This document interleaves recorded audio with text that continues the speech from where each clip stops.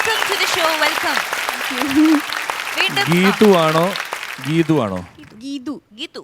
ഗീതു ഗീതു ഈ ഗീതു മോഹൻദാസ് എന്ന് പറയുന്ന നടിയോട് എപ്പോ ഗീതു എന്ന് വിളിച്ചാലും ഐ ആം ഗീതു ഗീതു അങ്ങനെ എന്തോ ഒന്ന് പറഞ്ഞു തരാറുണ്ട്. എനിക്കത് ഇന്ന് വരെ ശരിയാക്കാൻ പറ്റിയിട്ടില്ല. എവിടുന്ന് വരുന്നു ഗീതു? ഗീതു എറണാകുളത്ത് നിന്നാണ് വരുന്നത്. ആണോ? എറണാകുളത്ത്. എനിക്ക് ഗീതുവിനെ നല്ല കണ്ടുപരിചയമുണ്ട്. പിഷാദിച്ചേനെ ഞാൻ ബാത്താമിൽ വെച്ച് കണ്ടിട്ടുണ്ട് ഓണത്തിന്റെ പരിപാടിക്ക്. നമ്മൾ സംസാരിച്ചിട്ടുണ്ടെന്ന് ഹോട്ടലിൽ വെച്ച് അവിടെ. അതാണ് കണ്ട പോലെ ഉള്ളത്. ബാത്താം എന്ന് പറഞ്ഞാൽ ഇന്തോനേഷ്യയിലുള്ളൊരു സ്ഥലമാണ്. അതെ, ഞങ്ങൾ അവിടെ പ്രോഗ്രാം ഒരു 7 വർഷമായില്ലേ അവിടെ പരിപാടിക്ക് വന്നിട്ട്.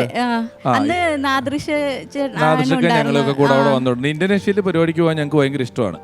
കാരണം അവിടുത്തെ കറൻസിയുടെ പേര് രൂപ എന്ന് തന്നെയാണ്. എന്നാൽ നമ്മുടെ അത്ര മൂല്യമില്ല അവിടുത്തെ കറൻസിക്ക്.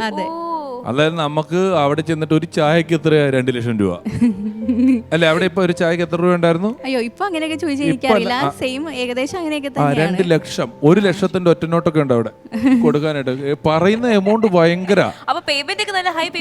നമുക്ക് തരും അവിടുത്തെ രൂപയ്ക്ക് എന്ന് പറഞ്ഞാൽ എനിക്ക് എത്ര 25 കോടി എന്നൊക്കെ പറയും. ഇവിടെ ഒന്ന് മാറുമ്പോൾ 10,000 രൂപയാണുള്ളൂ. അപ്പൊ ഈ സ്റ്റാൻഡപ്പ് കോമഡിയിലോട്ട് തിരിയാനുണ്ടായ ഒരു ചേതോവികാരം? ചെറുപ്പത്തിലൊക്കെ എന്തെങ്കിലും മോണാക്ട് മിമിക്രി അങ്ങനെ നാടകമൊക്കെ കാണിക്കുമായിരുന്നു. അപ്പൊ വീട്ടിൽ പറയും പഠിത്തത്തിൽ ശ്രദ്ധിക്ക്, ഇപ്പൊ ആ പണിക്ക് പോകണ്ടെന്ന് പറയുമായിരുന്നു. അങ്ങനെയൊക്കെ കഴിഞ്ഞ് കല്യാണം കഴിഞ്ഞ് കുട്ടികളോ എല്ലായി. ഇപ്പോഴാണ് അപ്പൊ ഹസ്ബൻഡ് പറഞ്ഞ് എന്നാ പോയി നോക്കുന്ന പറഞ്ഞാണ് ഇപ്പൊ ഞാനിവിടെ ഈ ഒരു സമയത്ത് നമ്മൾ സിംഗപ്പൂരിൽ നിന്നൊക്കെ വന്ന് ഇങ്ങനെ ഒരു സിറ്റുവേഷനിൽ ഇവിടെ വന്ന് താമസിക്കുന്ന ഒരു സാഹചര്യത്തിൽ ഒന്ന് പോയി നോക്കൂ, ഇവിടെ വന്ന് തമാശ പറയൂ എന്ന് പറഞ്ഞ ആ ഭർത്താവിനാണ് ഈ സമയത്ത് നമ്മൾ ആദ്യം ഒരു വലിയ സെലോട്ട് കൊടുക്കുന്നത്. ഒപ്പം വരുന്ന നിങ്ങളെ സമ്മതിക്കുന്നു. നമുക്ക് പരിപാടിയിലോട്ട് പോവാം. ഞാൻ നടന്ന കുറച്ച് കഥകൾ പറയാൻ വന്നതാണേ. പണ്ട് കാലത്തെ ഫ്രീക്കനായിട്ട് അമ്മാവൻ, അത് ഒരു അബദ്ധത്തിൽ ഫ്രീക്കനായ ഒരു അമ്മാവൻ്റെ കഥ പറയാൻ വന്നതേ. ഈ അമ്മാവൻ പുള്ളിനെ കാണുമ്പോൾ ഒരു ചിരിയാ, ഒരു രസമാ. പുള്ളിക്കാനൊരു കോമഡിയാണെന്നേ. കാണുമ്പോൾ തന്നെ നമുക്കൊരു ചിരി തോന്നും. പുള്ളിക്കാൻ അപ്പം എന്ത് ചെയ്യുന്നറിയാമോ? പണിക്കൊന്നും പോവില്ല. അമ്മായിയാണ് പണിക്ക് പോയി വീട്ടിലെ കാര്യമൊക്കെ ചെയ്യണം. അപ്പം അമ്മാവൻ കുളിക്കാന്ന് പറഞ്ഞിട്ട് പണ്ടത്തെ കാലമല്ലേ കിണറ്റിൻകരയിൽ പോയി.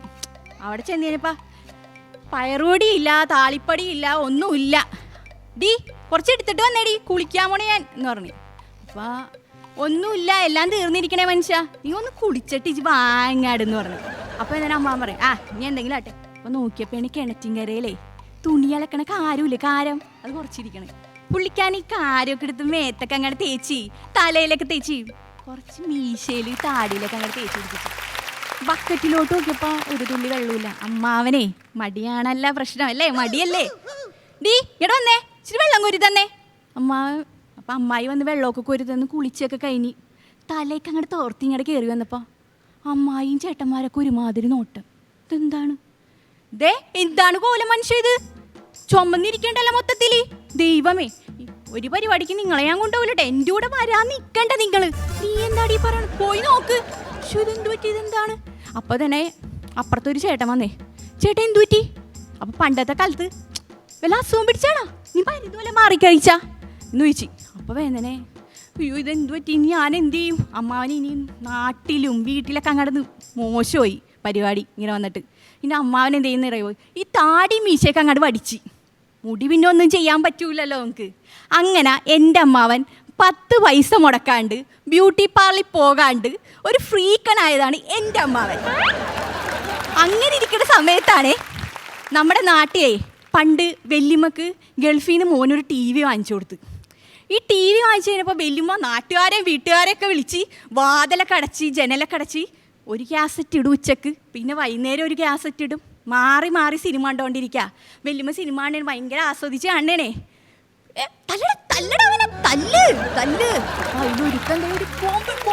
ഇറങ്ങി ഒറ്റമ്മേന്റെ നെഞ്ചു പോയേ. അയ്യോ എന്താണ് അവിടെ എങ്ങാനും ഒരു ബോംബ് പൊട്ടിയാണ്, മനുഷ്യന് ചെവിയും പോയി നെഞ്ചും പോയി. വല്യമ്മ ഇതും പറഞ്ഞോണ്ട് മുകളിലോട്ട് നോക്കി. ദൈവമേ, പോകേടല്ലേ ഇവിടെ മൊത്തം, ചാരമൊക്കെ കാണണ്ട്, താഴത്തേന്റെ വീടും പോയാ.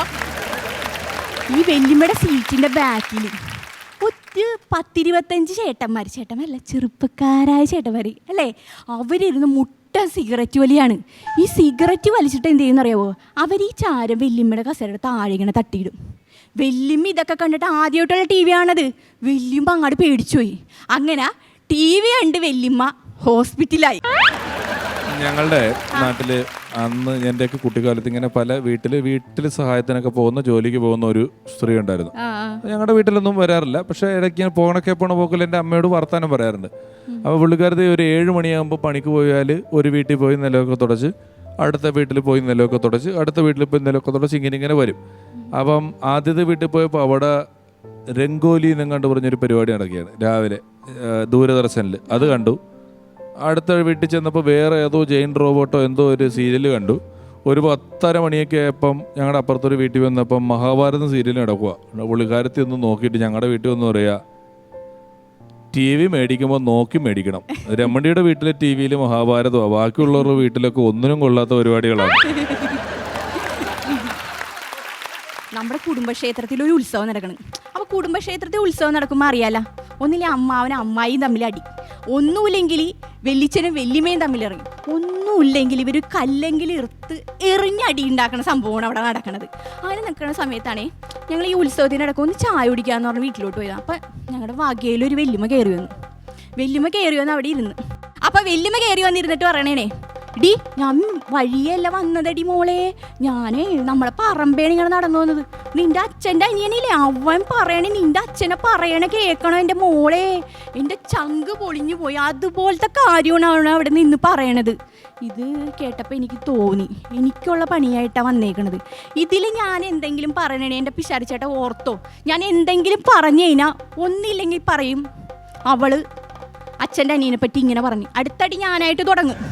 നീ ഞാനൊന്നും പറഞ്ഞില്ല എന്ന് വിചാരിച്ചോ, അപ്പം പറയാം എന്ത് പറയുന്നറിയാവോ, അവളെന്താണ് ഭയങ്കര വില്ലത്തി മിണ്ടണിയിൽ അക്ഷരം. അപ്പം ഞാൻ ഓർത്ത് എന്താ ഒരു വഴി. അപ്പം നമുക്ക് ഓർത്ത് കുറച്ച് സോപ്പ് പതപ്പിക്കാം അമ്മായിനെ, സൂയിപ്പിക്കാം അങ്ങാടെ അല്ലേ. നോക്കി വഴി അമ്മായിയുടെ അടുത്ത്, അമ്മായിയുടെ ആ സാരിയും ആ മാലയും ആ കമ്മലും ഒക്കെ കാണാൻ എന്ത് രസമെന്നാ, ഓ കണ്ണെടുക്കാനേ തോന്നത്തില്ലെന്നേ എന്ന് പറഞ്ഞു.